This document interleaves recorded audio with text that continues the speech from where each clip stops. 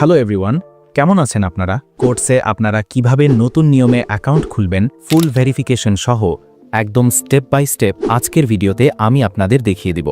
Account খোলার link আমাদের এই ভিডিওর ডেসক্রিপশন বক্সে পেয়ে যাবেন অথবা আমাদের চ্যানেলের যে কোনো ভিডিওর ডেসক্রিপশন বক্সে পেয়ে যাবেন, সেখানে ক্লিক করবেন। আপনারা যদি আমাদের দেওয়া লিঙ্কে ক্লিক করে অ্যাকাউন্ট খুলেন তাহলে বিশেষ সুবিধা পাবেন। আপনার অ্যাকাউন্টে কোনো প্রকার সমস্যা হলে যদি আপনি কোনো ধরনের চিট না করে থাকেন তাহলে আমরা আপনাকে পার্সোনালি সহায়তা করব। নিচে আমাদের টেলিগ্রাম অ্যাকাউন্ট দেওয়া থাকবে, সেখানে যোগাযোগ করলে সহজেই আমাদের থেকে হেল্প নিতে পারবেন। ক্লিক করার পর আপনাদেরকে লগইন পেজে নিয়ে আসবে। এখন শুরুতে অ্যাকাউন্ট খোলার জন্য রেজিস্ট্রেশন অপশন রয়েছে, এখানে ক্লিক করবেন। কান্ট্রি এই অপশনটিতে ক্লিক করে আপনারা নিজেদের দেশ সিলেক্ট করে নিচ্ছে। কারেন্সি ইউএসডি রাখতে পারেন। ইমেল অপশনে যেই ইমেল দিয়ে অ্যাকাউন্ট খুলতে চান সেটা বসিয়ে দিবেন। পাসওয়ার্ডের জায়গায় 8 বা 9 সংখ্যার একটি স্ট্রং পাসওয়ার্ড বসিয়ে দিবেন। নিচে দুটি টিকমার্ক অপশন রয়েছে, এখানে ক্লিক করে টিকমার্ক দিয়ে দিবেন। তারপর রেজিস্ট্রেশন অপশনে ক্লিক করুন। অ্যাকাউন্ট খোলা সম্পূর্ণ হয়ে গেলে আপনাকে অ্যাকাউন্ট ভেরিফাই করতে হবে। প্রোফাইল অপশনে যান এবং দেখুন আপনার অ্যাকাউন্ট এখনো ভেরিফাই হয়নি। ভেরিফাইয়ের আগে ইমেল ভেরিফাই করতে হবে, তাই এই অপশনে ক্লিক করুন। আপনার ইমেলে একটি মেল পাঠানো হবে।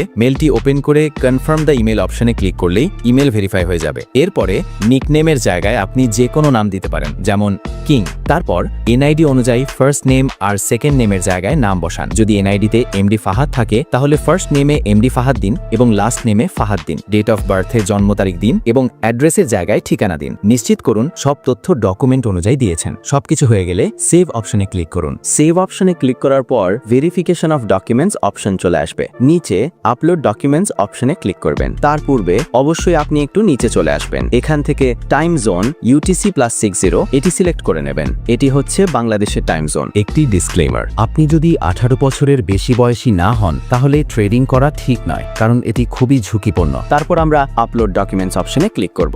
এই অপশনে আমাদের আইডেন্টিটি ভেরিফিকেশন করতে হবে। এই জন্য আমরা এই অপশনে ক্লিক করে টিকমার্ক দিয়ে তারপর কন্টিনিউ অপশনে ক্লিক করব।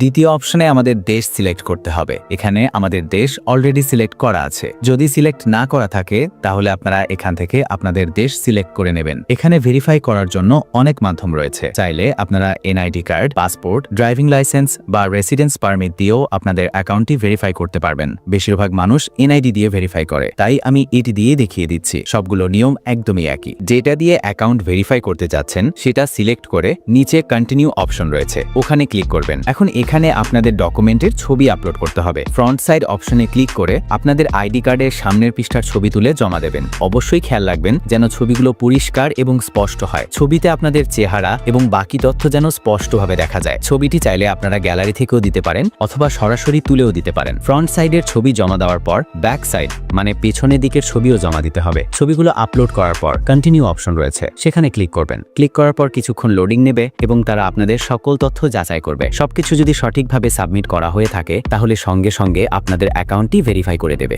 আপনার অ্যাকাউন্ট ভেরিফিকেশন হয়ে গেছে। এখন আপনারা চাইলে এখানে ডেমো অ্যাকাউন্টের মাধ্যমে ট্রেডিং শিখে রিয়েল মানি দিয়ে ট্রেড নিতে পারবেন।